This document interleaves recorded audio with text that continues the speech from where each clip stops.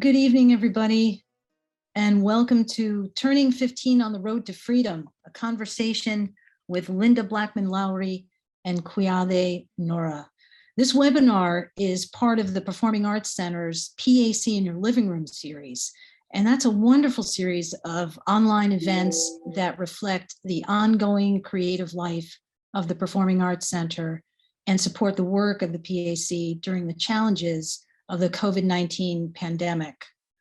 Dedicated to sparking creativity in all its forms and celebrating the cultural life of the campus and the community through the presentation of the performing arts, the PAC is thrilled to be partnering with the Arts Management Program this evening for this event, and the Arts Management Program is just as pleased to be partnering with the PAC.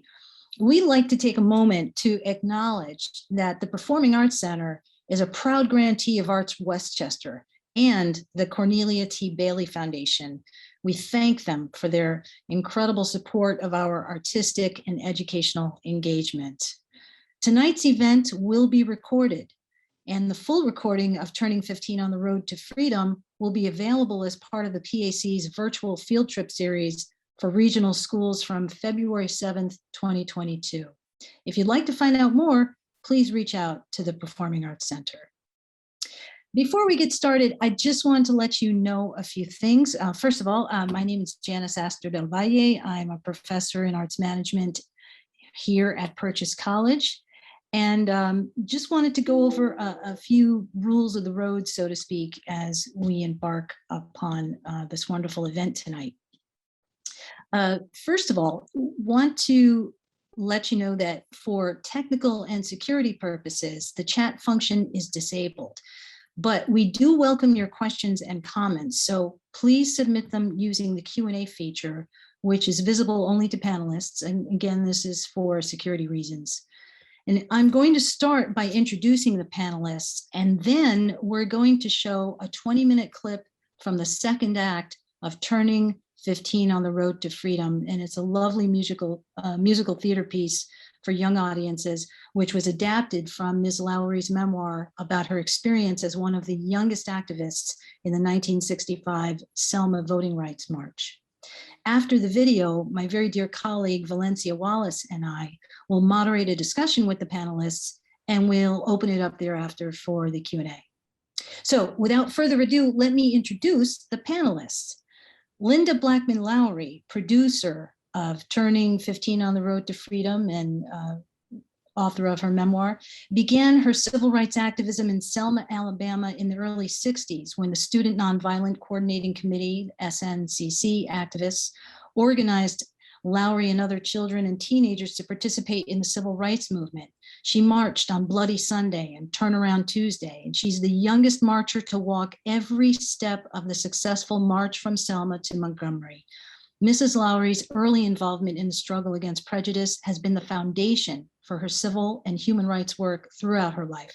She retired as senior case manager at Cahaba Mental Health in Selma and is the author of Turning 15 on the Road to Freedom, My Story of the 1965 Selma Voting Rights March, as told to Elspeth Leacock and Susan Buckley. Queade Norah portrays Lynda Blackmon in the play, and she's grateful to portray her during this historic period in her life. Queade is a graduate of Berklee College of Music and originally from Philadelphia. Some of her performance credits include Sistas the Musical, Aida, Ragtime, Dreamgirls, and Phantom of the Opera, as well as Hairspray, and many more. Offstage, she likes to travel, volunteer at senior homes, and create DIY hair, skin products, and wigs. Miranda Berry is producer and executive director, Valle Theater Festival. She's produced TV, film, and theater. Turning 15 on the Road to Freedom is now touring with Columbia Artists Theatricals.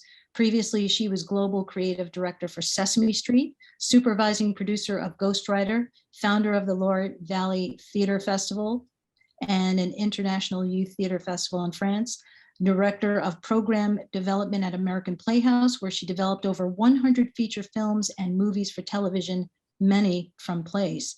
She was dramaturg at the National Playwrights Conference, story editor at Sundance, and taught screenwriting at the Film School of Columbia University. Susan Buckley, together with Elspeth Leacock, they've written 5 books on American history. They first met Lynda Lowery when they included her in their book, Journeys for Freedom. Inspired by her story, they collaborated with Lowery to write Turning 15. Leacock is author of a number of books, including Geography, Brain Quest, and the African Experience in New York. And Susan Buckley was a founding editor of Appleseeds magazine and the author of many children's books. Currently, they're writing a young adult book on voting rights. Valencia Wallace, as I mentioned earlier, is co-moderating with me. She is our beloved Purchase librarian, performing arts liaison of the Conservatory of Dance and Conservatory of Theater Arts. And last but not least, Ian Driver is director of the Arts and Education Program and interim general manager of the PAC. And I just have to say, I'm so grateful to him for bringing this wonderful event to Purchase and engaging the Arts Management Department. It's been an absolute joy and inspiration to have collaborated with Ian on various arts and education programs over the last year. And I truly look forward to our continued work together. One more special shout out to my peeps, my students from the Arts and Education Practicum and Creative Producing Practicum, as well as my dear friend and colleague, Professor Dawn Gibson-Brehan, who co-teaches the producing class with me. And a very special thanks to our technical support staff, David Bruhl, Doreen Rossi, and Alicia Miller. And now, without further ado, we are pleased to present this 20-minute excerpt again from the second act of Turning 15 on the Road to Freedom. Enjoy and stick around for a lovely discussion. Never thought it'd be something that I'd have to do. But I'll march if I must. I'm on a mission, you see. And I'll be damned if my children have to march for me. Now I believe in the power of raising my voice. And I believe in the power of making some noise. If I die, I can sing, and if I can't sing, I'll die. So we can sing for one another. Now let's give it a try. So we say, I'm gonna sing, I'm gonna march on, I'm gonna march on. Sing I'm gonna sing now. I'm gonna march on.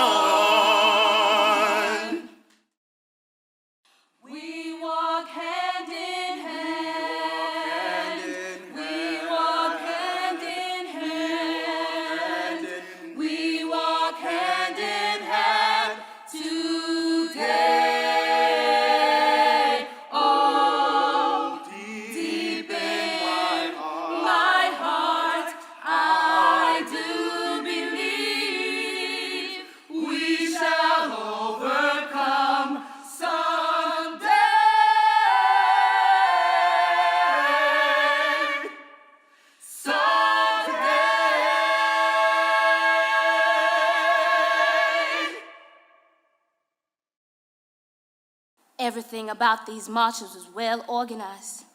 The night before March, we'd get our instructions. All right, we're gonna have 3 demonstrations tomorrow. We need the first 75 kids here to go out by 9:30.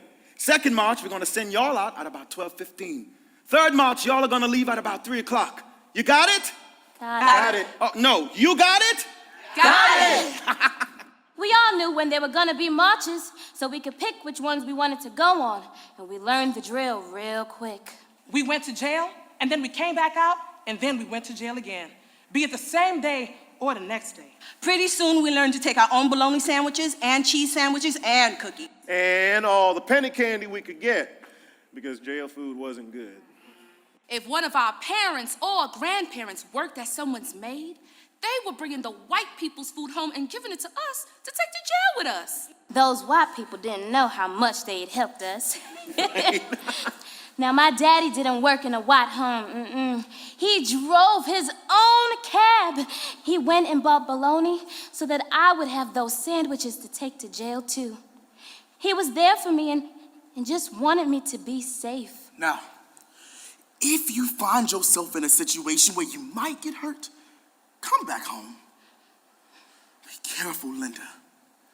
Be real careful, okay? With all the marching and going to jail, we kids were missing a lot of school. But we had planned for that too. While we were marching, some of the kids stayed in school. They were called the Brains. The Brains actually did homework for the rest of us. They took tests for us too. This was their way of taking part, even if they weren't marching. Say I left to go on a march, but there was a math test that day. Beatrice Torrey would stay at school and take my test. And my test. And my test. And my test. And my test. And my test. Then, during the lunch period, Beatrice Torrey would leave for the next march. She's so small. We had it all figured out, and we were very determined. Oh. But for weeks, we had marched for the right to vote and went to jail over and over again. Then, the police shot Jimmy Lee Jackson. Go tell it on the mountain, over the hills and everywhere. Go tell it on the mountain to set my people free. Who's that yonder dressed in red? Set my people free. Must be the children that Moses led. Set my people free. I didn't know Jimmy Lee. But when I heard the news, I got scared for him and us all. We had been peacefully marching in Marion. We were marching and singing freedom songs when the police and state troopers attacked us. As I tried to protect my mother, A state trooper shot him in the stomach.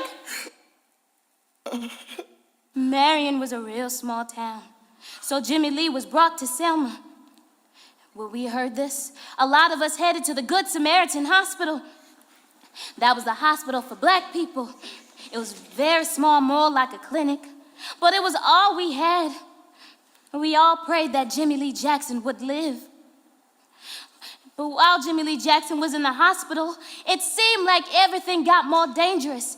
Even going to jail got more dangerous.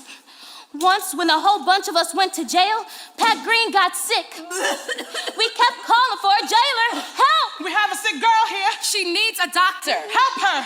But all the jailer did was give us a broom and tell us to clean up the place because it was filthy. There were 23 girls stuffed into one cell. So I decided that I was gonna try to get us some help. From the windows high up in the cell, you could look down and see people on Franklin Street. So I took the broom and I broke the window. And I shouted down that we got a sick girl in here who needs help. That's all we were saying, that we needed help for her. Pretty soon a jailer walked in. okay, who broke that window? You're in big trouble. Nothing but a bunch of low-down, dirty... He actually called us the N-word. White people called us that a lot to try to hurt us. But I do not say that word. Keep it up. I'ma move y'all into the sweat box. None of us knew where the sweatbox was, but it didn't sound like a good place. I'm gonna ask you one more time. Who broke that window? I did.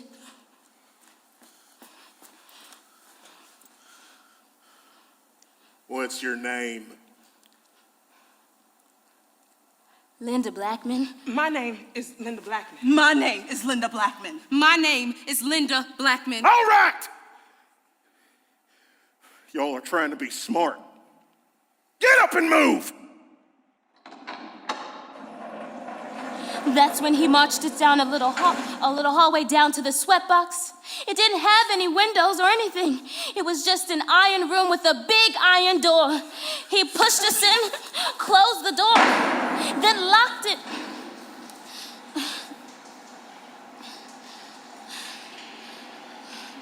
Oh, I don't know how long we were in there. It could have been 5 minutes or it could have been 5 hours. All I know is that every last one of us passed out from the heat. There was no air. There was no bed. There were no toilets. There was no sink. There was nothing but a heat in an iron box.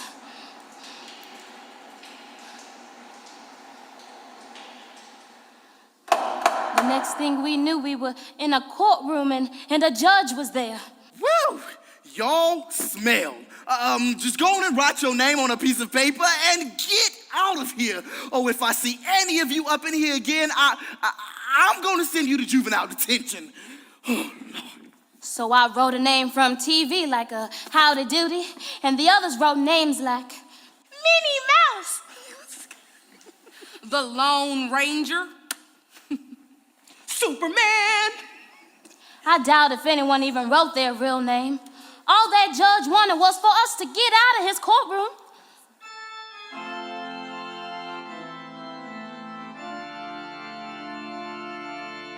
By the time I got out of jail that day, Jimmy Lee Jackson had died. I went straight to the funeral with my daddy, and there were so many people there that we had to stand outside in the drizzling rain. It was hard to hear, and I was too tired to listen. It was a sad, long, and miserable day. It's me, it's me, it's me, oh Lord, standing in the need of prayer. It's me, it's me, it's me, oh Lord, standing in the need of prayer. Not my father, not my mother, but it's me, oh Lord, standing in the need of prayer. Not my sister, not my brother, but it's me, oh Lord, standing in the need of prayer. It's me, it's me, it's me, oh Lord, standing in the need of prayer. It's me, it's me, it's me, oh Lord, standing in the need of prayer. Ooh,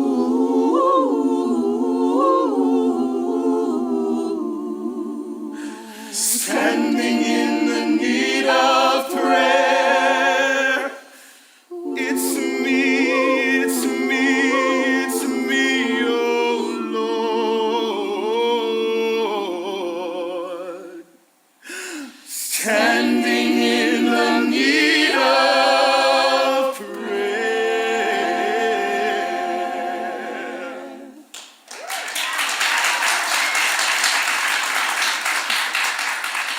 People were calling for a great march in protest of Jimmy Lee Jackson's murder.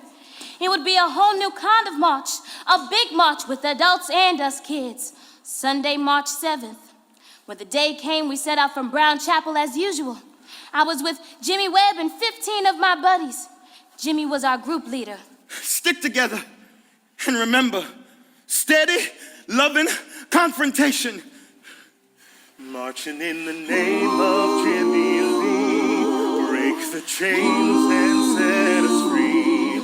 Keep your eyes on the prize and hold on, hold on. Marching for the right to cast my votes. Chains of bondage will not close. Keep your eyes on the prize and hold on, hold on. I know the one thing we did right was the day we started to fight.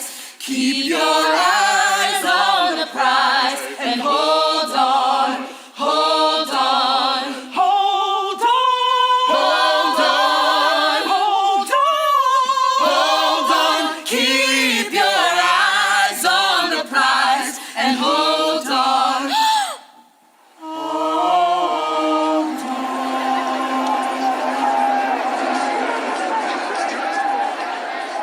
got to the top of the Edmund Pettus Bridge, going out of town, all I could see was a sea of white people. The road was full of white men on foot and on horseback. They were state troopers and sheriff deputies. Along the road were white people sitting in their cars waving their Confederate flags. And the deputies, they were just mean white men. They didn't have uniforms or anything. The sheriff deputized any white person who wanted to bust our heads in. The harder you hit, the more popular you were with him. Oh, and Sheriff Clark. He was the meanest of them all. He was a staunch segregationist who believed that he was white and he was right, and that was it. He hated black men. He hated black women. He hated us kids. He just hated us all. So at first I tried to tell myself that everything would be okay because there were so many of us. But then I saw state troopers putting on gas masks. I had only seen a gas mask on TV, but somehow I knew something dangerous was happening. We had never been in a violent situation before. Sure, we'd been hit with a billy club or a cattle prod, but we had never really been beaten. Suddenly, this seemed like something very different. This is an unlawful assembly. You are to disperse. You are ordered to disperse, go home, or go to your church. This march will not continue. Then Jimmy Webb said, Come on, y'all. Let's pray. and we got down on our knees. That was normal. You marched, you were stopped, you prayed, then you turned around and went to jail. So I was on my knees when I heard these sounds. Suddenly a cloud of gas started burning my lungs and my eyes. I couldn't breathe and I couldn't see. Oh, it was terrifying. It was tear gas. The next thing I knew, I felt a man's hand grab me from behind, pulling me backward. He yelled the N-word, so I bit his hand. That's when he hit me over the eye twice, hard. I was still kneeling, struggling to get up, when he pushed me forward and hit me again, oh, this time in the back of my head. So I staggered up and ran right into the tear gas, but that big old white man kept on running after me and hitting me. Oh, people were screaming and hollering and yelling, and my heart was beating so fast, I thought it would burst.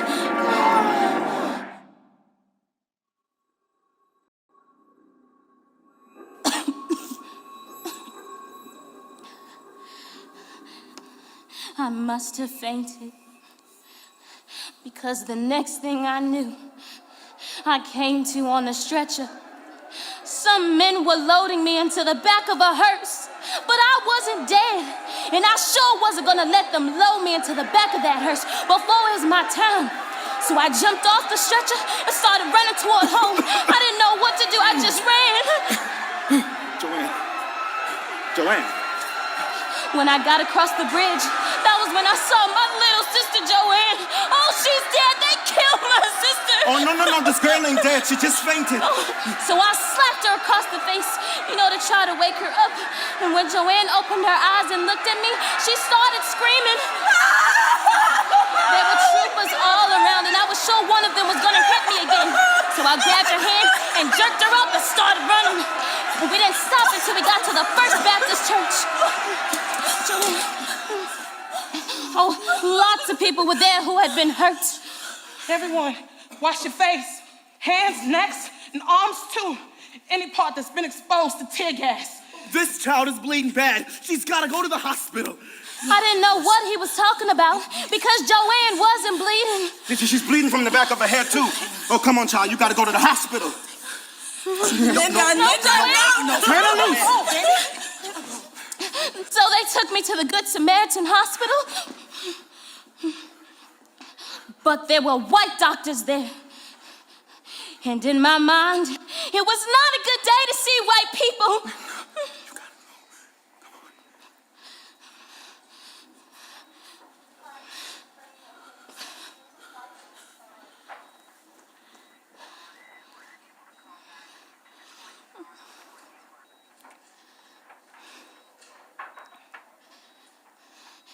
When that doctor sewed up my forehead, I felt every stitch. There were 7 stitches over my eye and 28 in the back of my head.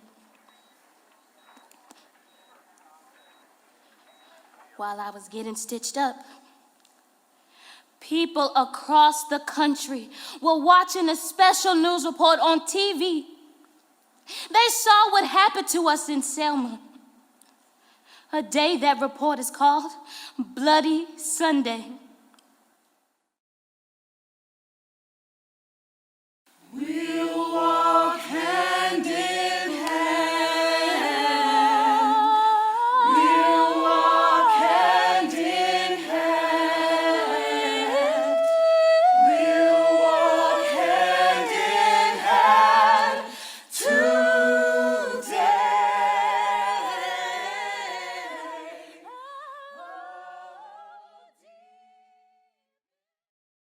All right, thank you so much. What an incredible, riveting performance. I'm going to ask our panelists, Lynda and Valencia. I see you've already got your cameras on, and Queade, do you have your camera on? Okay, thank you so much. Yeah, what it just, I'm still, I've seen it a few times, but I still have chills every time I see it. Just incredible, beautiful, beautiful work. So yeah, I want to take this time now to launch our discussion, and I know Valencia had a great opening question, so I want to turn it over to Valencia to get us going. Thank you for having me here tonight, Lynda and Queade. That your performance was brilliant. I can't, and your story and your courage. Thank you for doing the work. I was too young to do. It's emotional. I can't imagine doing the work, the production work. How many times did you cry? That's not my question, but it's still, how many times did you cry doing this work? But the question I had is, given the challenges that we're facing today, and this is for Lynda, what did you draw upon inside of you to stay nonviolent in the presence of violence and the discipline of that? Can you speak to that, please? For me, it was hearing Dr. King speak at the age of 13. And he was speaking to our parents about the right to vote and getting it nonviolently. He said in that speech that you can get anybody to do anything with steady, loving confrontation. And I heard that. It went by my 13-year-old ears. But the second time he said it in that speech, he said it to my spirit, because in my spirit, I heard him call my name. I heard him say, Lynda, you can get anybody to do anything with steady, loving confrontation.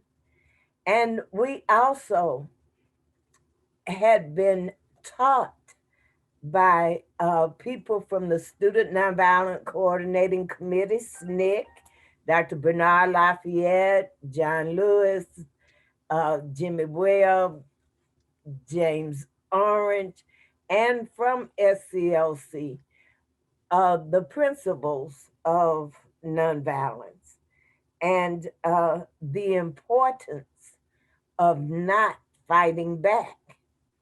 And that was just something that was ingrained in us. It did not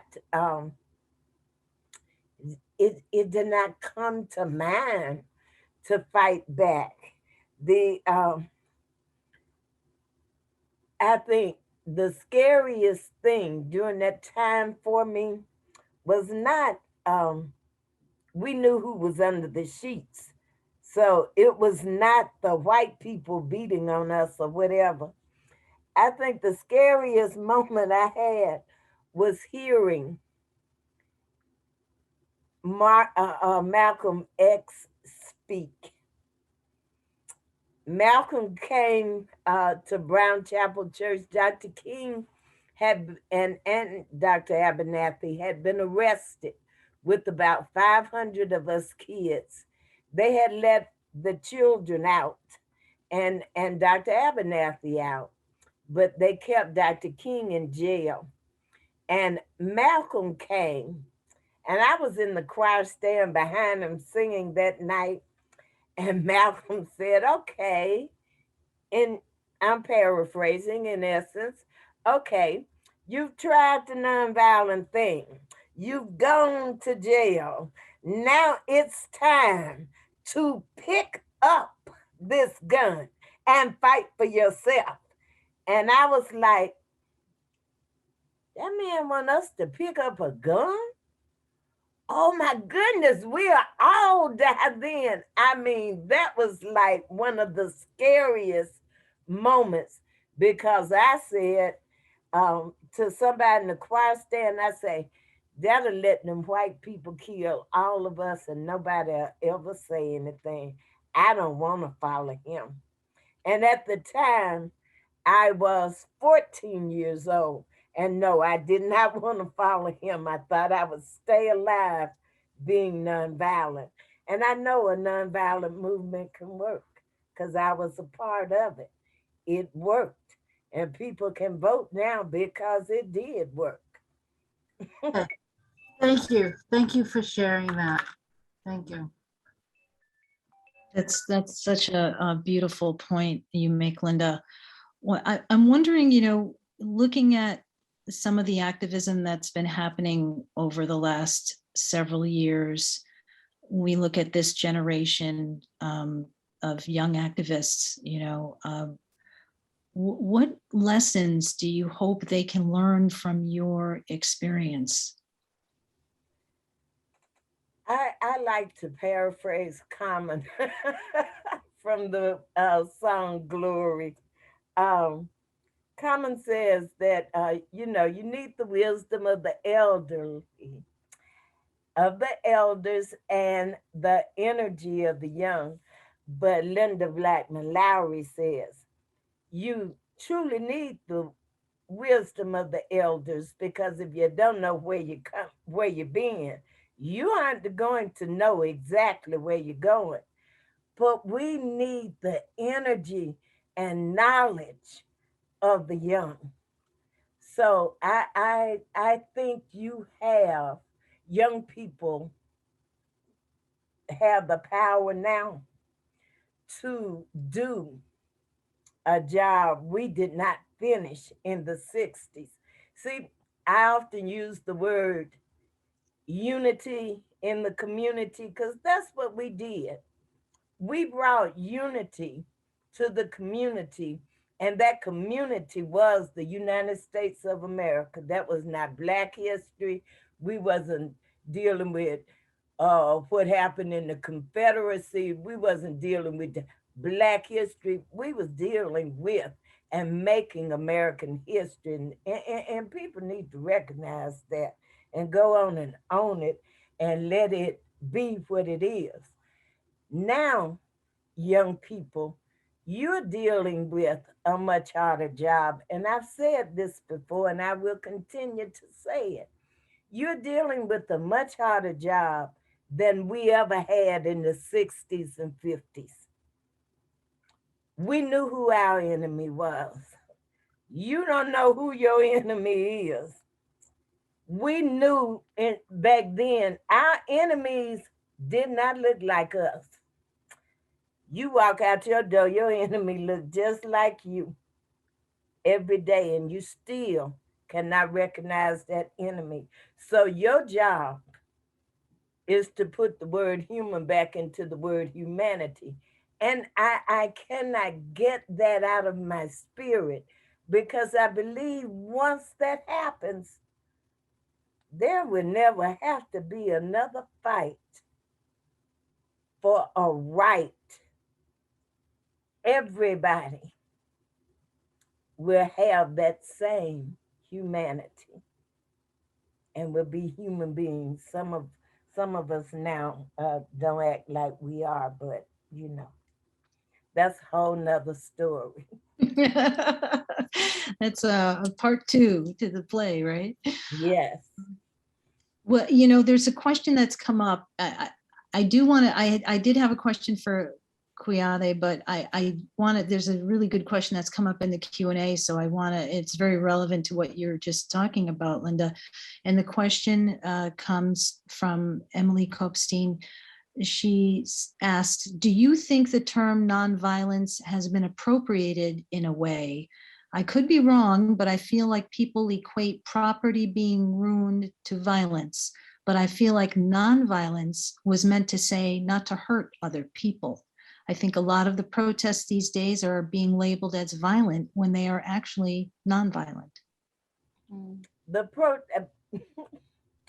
protests are being labeled violent when they are actually nonviolent.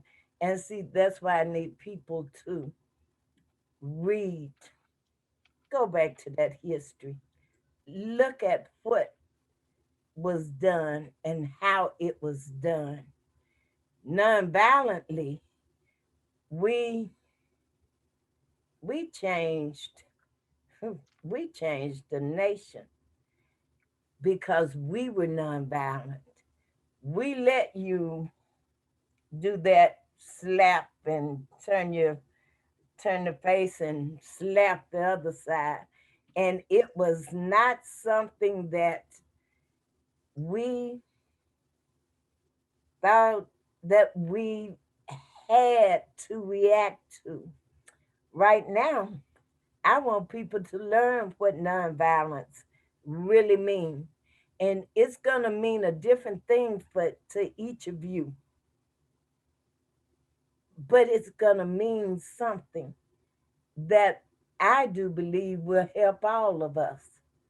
So you need to go back and learn what nonviolence really is, separated out in you. Because to me, if we don't start looking at who we are, what we need, what we are willing to do from A to Z, what we are willing to commit ourselves to, then we're going to lose. But if we start looking at that history from A to Z, and that history is going to include what you feel inside of you about what happened at any given time, that's then, now, and in the future. So, you know, you're going to have to determine what that nonviolence actually means to you. I can tell you what it meant to me.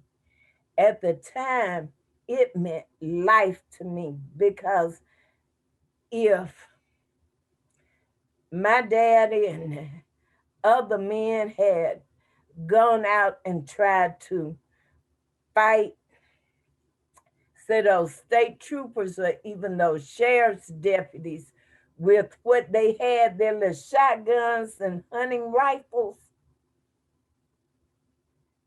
they would have been dead. So they had to fight them this way, mentally. We had to fight them this way, mentally. That's what nonviolence meant to me, that I had a mind that was just as strong as anybody else that walked the face of this earth. And I could win with my mind. And I think that was the main principle of nonviolence that I got. I know you didn't ask me for all of that, but it just came out. I love it. I love it. You keep going. Don't you don't need to you don't need to stick to the exact question. You can elaborate. That's awesome. Actually, I did want to ask Queade a question about, I wondered, Queade, could you tell us a little bit about how you became involved in this project and what drew you to Lynda's story. What most drew you to this story? Oh, good question. Well, one, I think the fact that the main character was Black and was a woman, that was the first thing that drew me in. And then two, the fact that she was still alive. And three, she was so young. Those were the three factors that really just drew me in. And what helped to get into character at the time, I would say to actually hear Lynda orate from her perspective, because you don't often get Black women narrating their own story. And that's a huge gift that I think I get to have as an actor that I will always be able to carry with me. So to know that I got to be a part of a project where firsthand I get to get handed someone's experience and then from there take on the task of saying, okay, well, how do I make sure that I am not showing up as myself, but more so creating more of a veil of what it was like for Lynda and other young Black girls who decided to play a major role in the Civil Rights March, because oftentimes we mostly hear about the men who led the way, but women played a vital part. And also for me, music is a big component of my life. So to know that also songs played a huge part in that and really creating that community effect.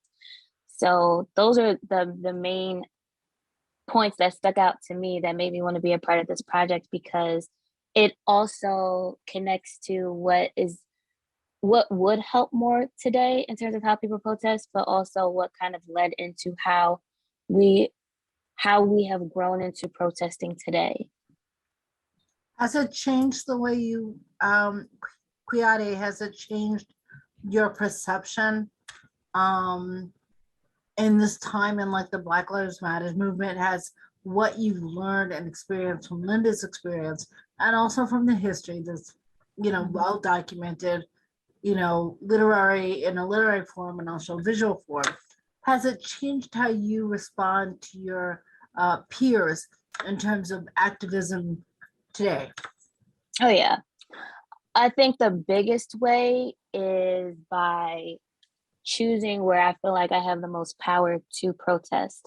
So I've stated this before, even though in the show and in real life, when people meet me, I have a very big personality and I'm not afraid to talk. I feel really comfortable, hey, you see me in the street, I remember a face, I will greet you. But when it comes to protesting, I just don't carry the same energy in terms of walking out with the picket sign. So when I saw a lot of my peers who were doing that over the summer, I really respected them for doing that, because I know it takes a lot. I've done it one time and I felt really uncomfortable. I felt like the biggest way that I know how to protest is fiscally. Money usually lies at the root of everything. Yes. And I found that, I don't have to provide financial support to institutions that I feel like perpetuate violence. And I think oftentimes, even though there's a spectrum of violence that we experience, someone can call me the N-word or someone can shoot me in the street and not have to, face any type of consequence, right? But there's also the financial violence that happens to Black people every day. And I make it a point to be very particular with my dollar. And I think that if I see something, I'll speak up. I don't feel uncomfortable with that. I can do it in a way that doesn't take away from my integrity. But for sure, financially, stepping up to say, hey, this is another way in which if you don't feel comfortable marching outside, because the noise fades, right? It's been, over a year since there were people in the street. Once that dies down, what's the next step? And I think that follow-up of knowing what to do, educating people on voting is a big thing, and understanding that to do your research with that and continuing the conversation. That's where I feel like I have been able to really shift how I take what I have learned from the show and incorporate it in my day-to-day life, because realistically, I wasn't I can't just be a part of the hype man part of it, because there's a lot of adrenaline involved when you're in survival mode of standing up for what's right. So when you have the opportunity, I know for me, understanding I'm very intentional with what I do with my money and letting people know if there's any way that I can help, I do that. So that's a big part. Thank you so much. Queade, what do you feel you've learned from participating in the show? What do you most learned? That children are important. I work with a lot of children because I'm a voice teacher. I also teach high school and middle school kids primarily. And one thing that the show really ingrained in me in a more intentional way is to continually let children know that they should not fall victim to suppressing what they feel strongly about. And I think sometimes culturally too, children are taught to be silent until they're 18 or 21 or out the house. And then that's the time where you're supposed to magically grow into understanding how to articulate how you feel or how to advocate for yourself. And it's just not realistic.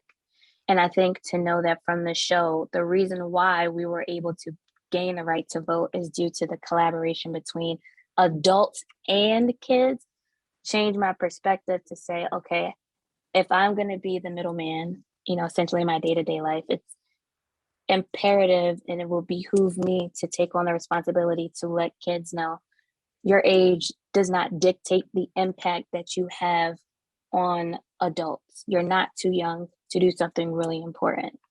So that's probably my biggest takeaway, because the children suppress their feelings a lot. Trust me, they tell me in the lessons. So so that's a big takeaway for me.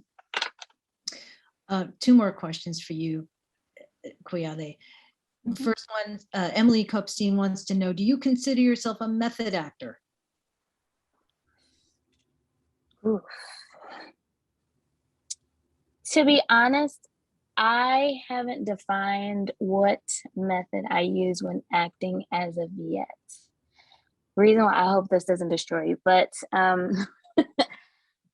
just in my recent research, I feel like I'm kind of in between what craft I like to take on. I think it depends on the story. This was a different portrayal. Like I wouldn't approach this the same way that I would approach an Aida or a Ragtime. So I would say it's a mix of Method, Meisner, Little Alexander, and such. Those are the two that I've spent most of my time with.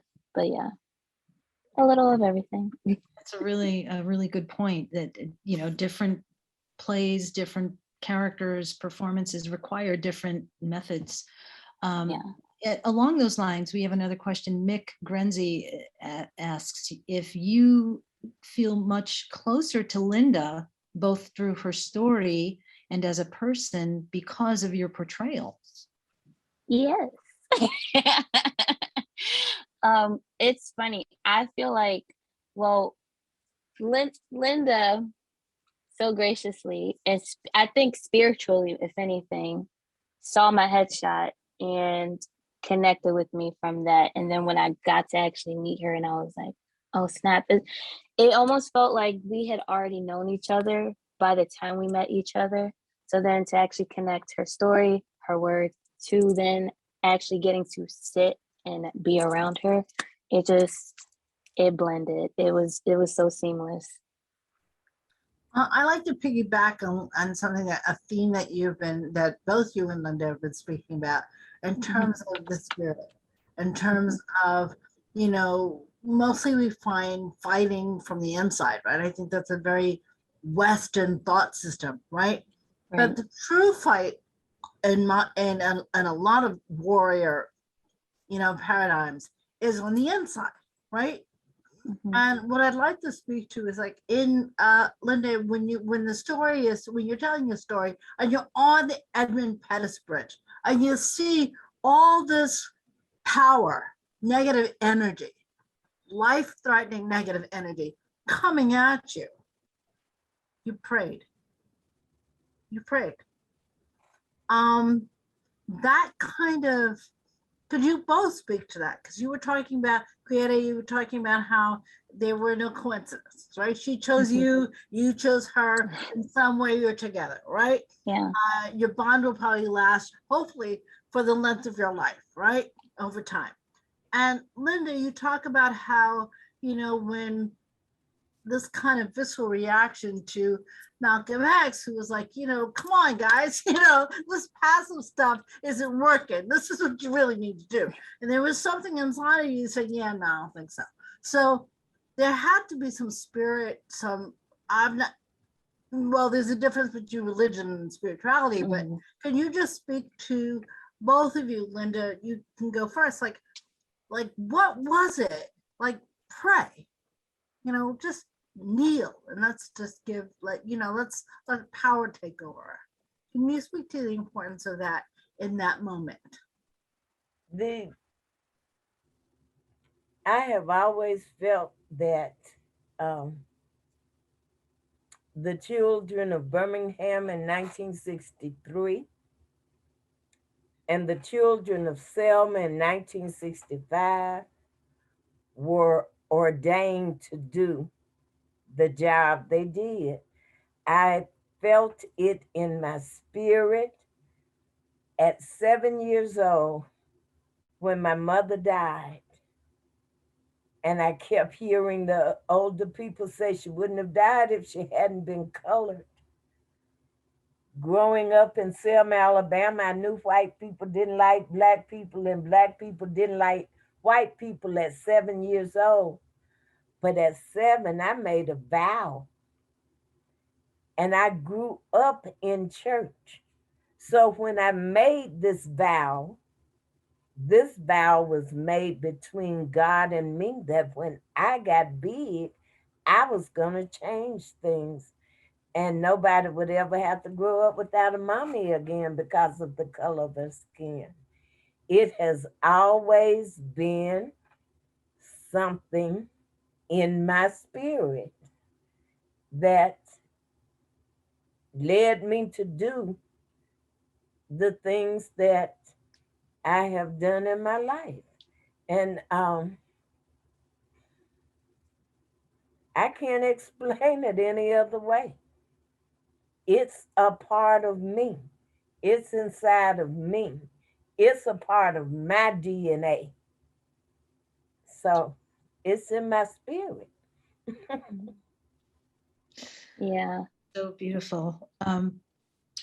Another person has asked, Imani Galloway is asking how long you've been an activist. I started when I was 7 years old and made that vow when my mother died. I'm the oldest of 4. And I remember how my grandmother and the older people kept saying, if my mother had not been colored, we were not black then, we were colored or Negroes or the N-word. But if she had not been colored, she wouldn't have died. And I could not understand that hatred then. But I knew in order for these white people to let my mommy die, they had to hate us.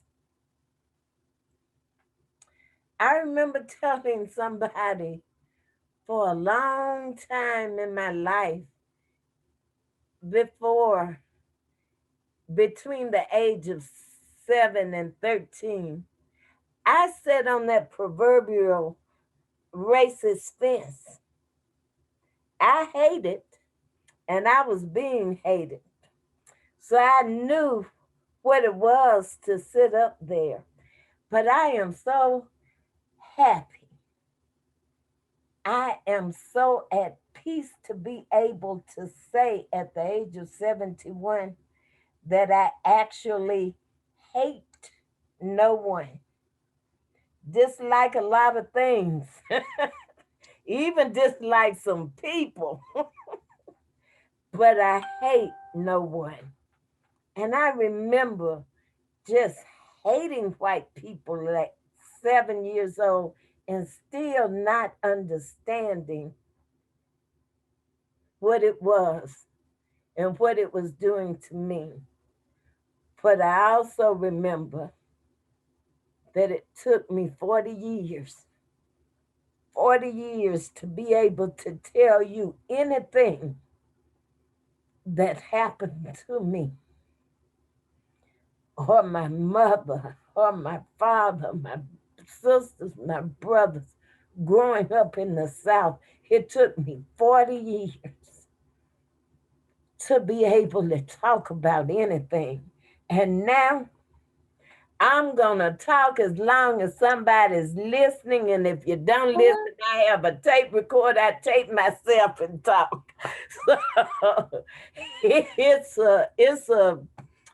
oh, Talk that talk, Lynda. it's like a relief. Mhm. I have to say this because it goes from the 60s to now. On the 2nd of November last year, CBS News was here shadowing me and interviewing me about the 60s and about voting and how important it was. And they were interviewing me, and they showed me some archival footage of Bloody Sunday. And there I was running into this cloud of tear gas, and this man running behind me, hitting me. And I have always said that I must have passed out because when I woke up, I was on this stretcher going in the back of a hearse. But this archival footage showed me falling down, and it showed an Alabama state trooper kicking me so hard I came up off the ground. And the man next to him was a Dallas County Sheriff's deputy, and he hit me with a billy club. The man next to him was a Dallas County Sheriff's deputy.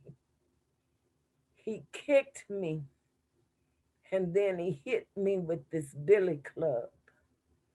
And for 56 years, I did not remember this happening to me. And when I saw it, when I saw that film, and I looked at those people that were doing that to me,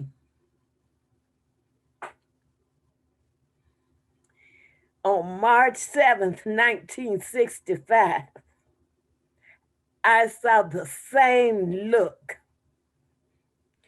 in 2020 on Derek Chauvin's face when he had his knee on that man's neck. I saw that same hatred. I saw that same look. And all I could do, and all I can do now is cry. Because all of that has come back. And it hasn't come back in a good way. And if anybody ever hear anything I say, you need to get out there and let your voice be heard. Queade told you, you don't even have to get out there and march and do that. So everybody wasn't made to do that. But there are ways that your voice can be heard. And it's one thing I tell people, and I'm going to tell you people. When you go out there and register somebody to vote, educate them to the ballot and make sure they get to the polls. That's how we changed things in the 60s. That's how now you have voter suppression. We saw that happening 10, 12 years ago, but you was too busy, and you need to get your head out of the housewives of Atlanta. And you'll never be keeping up with the Kardashians, so stop doing that. You need to educate yourself. Educate the people around you. Thank you. Thank you. You are so right. I you know, and you speak about the importance of having voices heard, having our voices heard. And I want to ask, because you just told us before that it took you 40 years to be able to share your story. And I want to know who or what inspired you to finally begin to speak, to speak your truth and to share your story. My sister, my baby sister, started me to talking about things that happened to us. She would be talking and she'd say, and tell your part, Lynda, and I'd be like, ooh, you need to disappear. You know? But I started talking, and my friend Susan Buckley would tell you, it took her and Elspeth Leacock, they were like dentists pulling teeth, trying to get my story out of me. And once I started talking, once I started telling just the small things, I started feeling a little better. I didn't know for 40 years the knots and the pains that I was feeling in my stomach, in my chest, was what I needed to release. And Susan and Elspeth helped me do that. And then Miranda and Vosa and Amy, my co-producers, oh, wow, they just brought it on out. And then I saw this little girl's picture. I know she is a young woman, but she will be my baby, so I call her a little girl. I saw this little girl's picture on this poster, and I told my co-producers, I said, that's Lynda Blackmon right there. And they say, who? I said, this little girl right here. And it turned out to be Queade Norah. And when I just had my youngest granddaughter turned 18 years old on the 5th of this month. She went to school. They had a half a day of school. The next thing she did on her 18th birthday was register to vote. Yeah. So I've taught somebody something if it was just my family. Well, I personally think you're teaching a lot of people a lot of things. Mm-hmm. And we can be family. I had a question. I'll come back to you. Okay, I maybe this would be a good time to bring on, we have Miranda here, one of the other producers, Yes. and also Susan Buckley, who's one of the authors who you told your story to. So could I invite them to put their cameras on now and join the discussion? Because I'm really, fascinated by this whole idea of you telling your story, and you said it was like pulling teeth. But once it came out, and I'm really interested because first this was a memoir, and then it turned into a solo play, right? It was adapted to a solo play. And I Yeah. wondered if you all could talk about, and maybe Miranda and Susan can talk about, what are some of the challenges and opportunities actually of adapting a memoir for stage? Starting first with the solo play, and then we'll talk about how that shifted into the musical theater piece. Well, it all began with a book, which Elspeth and I were writing, called Journeys for Freedom, which was part of a series of 4 books that we'd done. And of course, in the journey, we were going to have the Selma March. So Elspeth had found, this was in the early days of being able to Google something, and she had found out, and we were surprised, she'd found there was a little civil rights museum in Selma. So she called up one day, and this was the greatest moment of luck in our lives, because she called up, and it happened that Elspeth said to the person who answered the phone that we were looking for somebody, a young person preferably, who had been on the Selma March, because we didn't want to use other interviews. We wanted to talk to somebody ourselves. And so it happened to be Linda's sister. And she said, well, the person you want to talk to is my sister. So Elspeth called and cold called to Lynda. And she called me up and said, Susan, you're not going to believe this. This is the most unbelievable person. We have to talk to her. So we did, in our book, Journeys for Freedom, we did a story of Lynda. And in promoting the books, we realized that the story that we wanted to tell was something that we called History It Can't Happen Without You, to tell kids that they could be an important part of history. And in the process of this, we finally met Lynda, and we all fell in love with each other. And then about a year later, we realized, Elspeth said, we need to do a book on Lynda. And so this began this amazing friendship and collaboration that's gone on since, what was it, Lynda, like 2005, I think. Mm-hmm.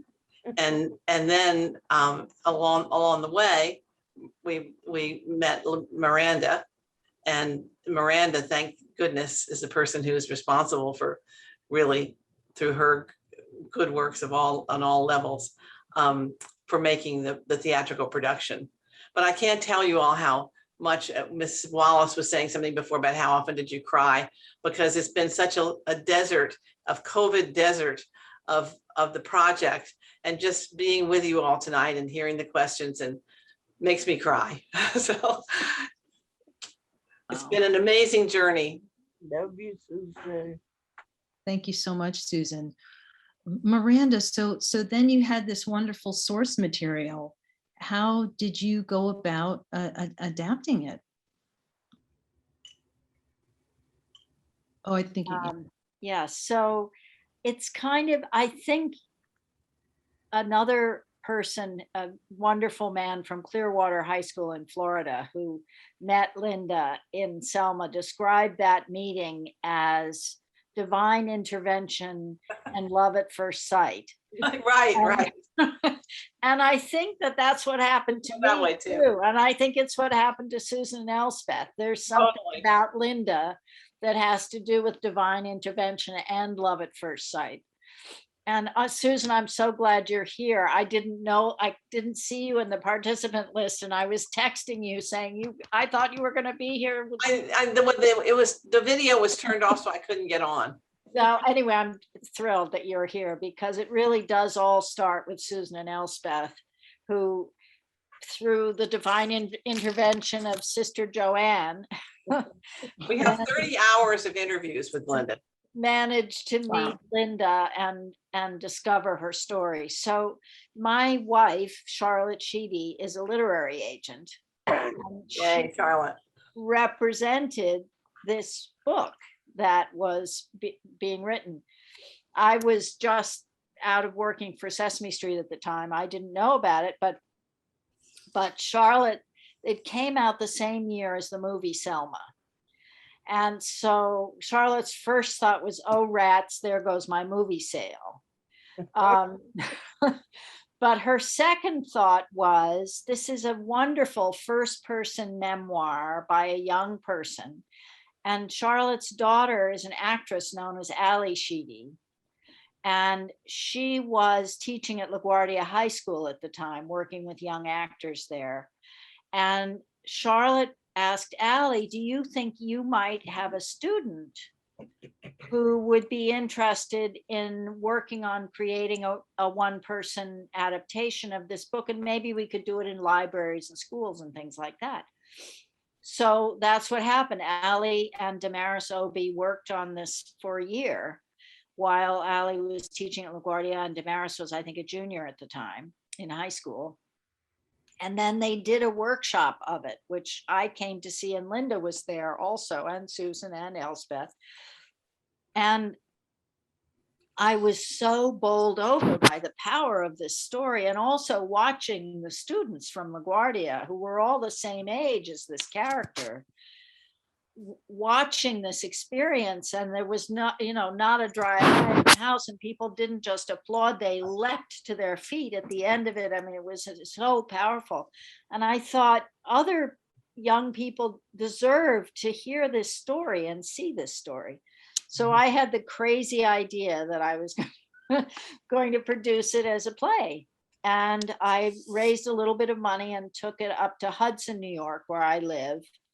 And we performed at the intermediate school 2 performances in the dead of winter in January, and one for the students and one for the public. And it's a 750-seat theater. And I thought, what if nobody comes? So that would really be terrible. So I had the brilliant idea of inviting the high school choir to open the show, thinking at least their parents would come and maybe some of their friends. So in fact, Lynda did a brilliant interview on public radio, which meant that we oversold the 750-seat theater. People came from Boston and New Jersey all the way up to Hudson to see it. But that music was so powerful, especially sung by young people. They sang the song from the movie Gloria. I remember there was a beautiful young man who did the solo, who was so great. And so we performed at another professional theater, and then we got a residency in New York City at the Center at West Park, and we did 11 performances there.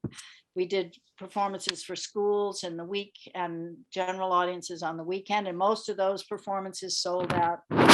And we had the choir from Riverside Church come and perform on the weekends. And again, it was, so long story short, after that run, we were approached by an agent from Columbia Artists Theatricals to tour the play. And I thought, okay, this is the moment to really invest in making this that it should be, because the music is such an important part of the movement. One of our educators called it the soundtrack of the movement, and it sure was. And it was also about that, creating that sense of unity in the community that Lynda talks about all the time. So we expanded it first to 6 performers and then to 7. And we have toured to quite I think 6 or 7 states, Florida and Ohio and Arkansas and Pennsylvania, New Jersey, New York. And then of course we got stopped by COVID. But we had managed to record our very first live performance with Queade playing Lynda. And so again, divine intervention. We were able to create this video from the footage that we shot during that first performance. Yes, and it's up. So what we saw, the 20-minute clip, that's from the very first performance. Wow. First performance with an audience. Yeah. Amazing. Amazing. It was amazing. They really were amazing. And Joshua Brian Campbell, you know, who's our music director, had an Academy Award nomination that year. He composed the song from the movie Harriet that got an Academy Award nomination and Golden Globe. So we just, the best people have, and Kaz Hyman, who directed the show, is someone I've known for 30 years, who has done such a beautiful job. And of course, Queade, she mentioned to me that she has a voice lesson coming up shortly. She may have left us. Yeah, I think she But had to leave. we're so fortunate to Yeah. have this extraordinary cast. What are the plans for it now that theaters are slowly coming back? Are you going back on tour? Yes, we're still working with our agent, and we toyed with the idea of trying to get it on its feet this year, but things were too uncertain, you know, and whether we'd be able to perform live. And as you can imagine, it's a very expensive enterprise to put this show on its feet. So our plan is we've partnered with Vosa Rivers and the New Heritage Theater Group, which is the oldest Black theater company in New York City. And Vosa is an incredible entrepreneur. I think Valencia must know him. She's nodding like she does. So our plan is to relaunch the live show at Harlem Week next year. Oh, good. Do a 4 to 6 week off Broadway run in Harlem next fall, and then go back out on the road in 23. And we're actually talking about we've applied for some funding from New York State. And part of our application was that if it's successful, that we would like to work with SUNY campuses around the state to bring the show. I'm glad you said that, because I think with this whole hoopla of critical race theory, which most intelligent people know, it is a legal theory taught in law school. In graduate school, yeah. Yeah, particularly law school. Yeah. Not even graduate school, just law school. But we're still gonna have to get history out. We're still gonna have to get stories out of all the diaspora of American history, all the good stuff and the bad stuff and all that stuff, because we are in a transitional period. And if we don't know, then we are bound to go backwards, like for real permanently, right? But I do think shows like this show is a great way to bridge that political nonsense of teaching history and this boogeyman called critical race theory, which doesn't really exist in secondary ed or higher ed. But this would be a brilliant thing, and I'm hoping that if there's anything that I can do as a librarian to bring it, to some of our campuses, I would be more than willing to do whatever I need to do. Well, thank you. That would be so great. And That's wonderful. I want to go back to something that Lynda said, and I'm sorry if I'm being too aggressive here, but she was talking about the hatred that she experienced as a young person, and that she felt herself toward white people, and that she saw in the eyes of these brutal people. Lynda's story is not only about the history of what happened on Bloody Sunday and the march to Montgomery. It's a transformative experience about the creation of community and dedication and persistence that brought about change, not only in the law, but in the people that experienced that history. And that's why it's so powerful as a play, because the audience, you can't help but care about this little girl. And Queade so brilliantly in the first act, she's such a dopey little teenager. You really get to experience her growth from being a child to being a committed activist. And that's something that touches people. And I think that part of the story is just as important as the facts about the civil rights movement. And Lynda embodies that. Lynda, I wonder if you could tell us what was the first time you saw the show? How did you feel? What was your reaction? The first time I saw the show, it was as a one woman act show. And I was like, wow, now that child got the essence of me. And that was Damaris Obi. And my daughter told me, she said, you know, I can see you at 14 in her. And I said, okay. But when my granddaughter told me, and she was what, 14, 15, when she saw Queade, and she said, I just met you at 14 years old.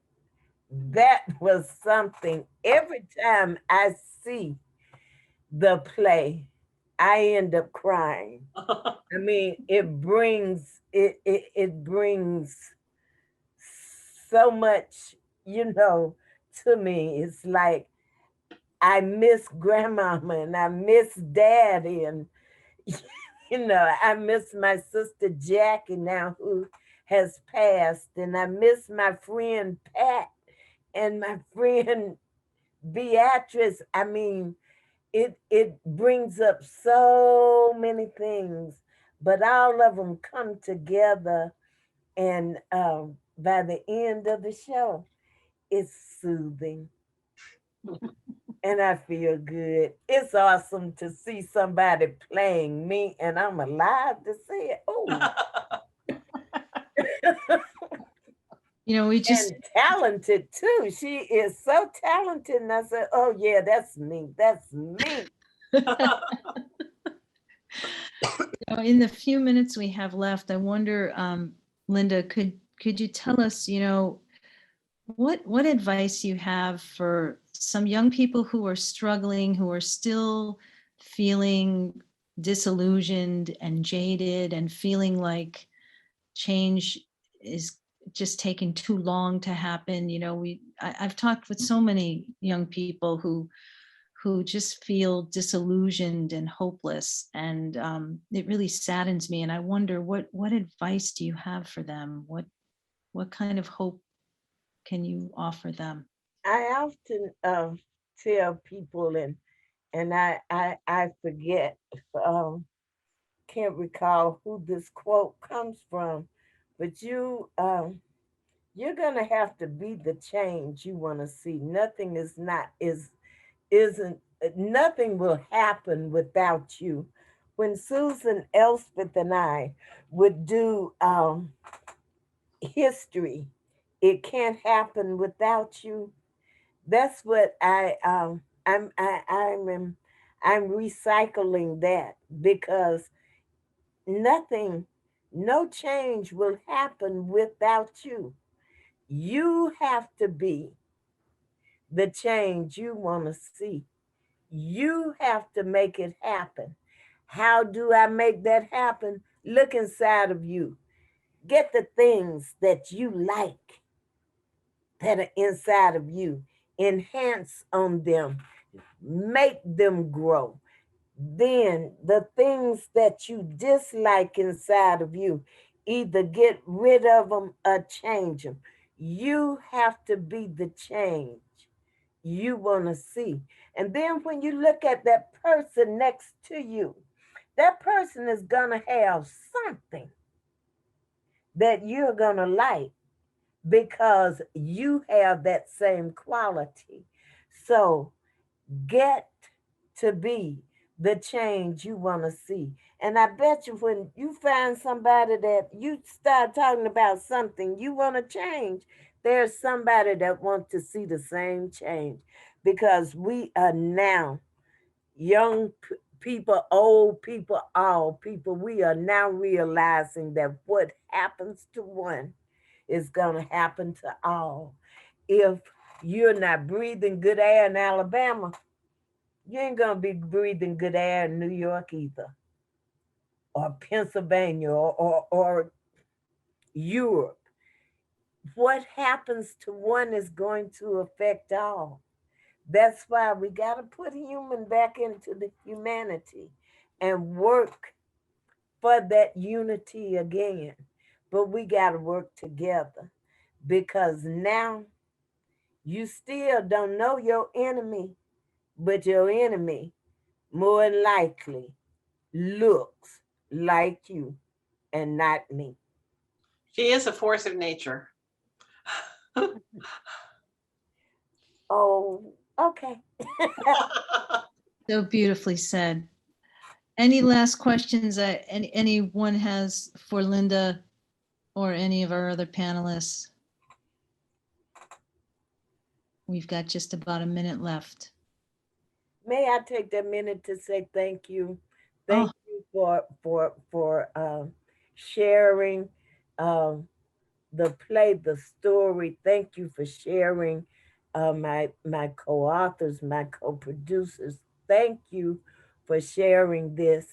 It is something that I think I need to, it needs to be out there. And the more people that gets to see or hear will further understand. I don't think my job has been completed, and I need to work on this. So thank you for sharing this again. Thank you. And I got to say this, people, when you go and register somebody to vote, and you jump up and say, oh, we registered 150 people today, that means absolutely, positively nothing if you do not educate those people to the ballot, not to who to vote for, not to be Democrat, Republican, Independent, whatever. Educate them to what is out there on that ballot, what to expect. People need to know why they need to go and vote. You can educate them. We did that. We did that. That's why people went and voted in the 60s. They went and registered after we got them. We got that right. But you need to educate them to the ballot and then make sure they get to the polls. Now, my last thing, in May of 2022, I plan on going to Georgia. I plan on going to jail. I say that because Georgia says you cannot give a person water or a snack if they're standing in line to register to vote. If I have to do it by wheelchair, scooter, or walker, I'm going to jail in 2022. God bless you, Lynda. Thank you so very much. This has been an awesome conversation. Thank you so much. I'm so inspired by you, and I know our audiences too. And thank you, Valencia, for co-moderating with me, Ian Driver for setting this all up, pulling it all together. He's a man you don't see right now, but he's here, he's with us. And if it weren't for him, we wouldn't all be together tonight. Thank you, Miranda and Susan and Queade. I know she had to leave early. And thank you, David and Doreen and Alicia for giving us all the tech support we needed and then some. And our lovely audience, thank you all. It's so wonderful to see a lot of my students showed up tonight. Thank you for your support. And also colleagues I noticed came out to support us. And our president, Milagros Millie Peña, was here. I'm sorry she had to leave a little early, but she was here and she really loved it because she sent us a message. So thank you all. Mwah, mucho amor to everybody, and God bless you all. And I hope we have an opportunity to meet again. And definitely I will work with Valencia and Ian on helping make sure that we get up the full production here, not just on Purchase, but on every SUNY campus. All right, thank you. Thank you so much. Take good care, everybody. Okay. Thank you for doing this. Night. Thank you. Thank you.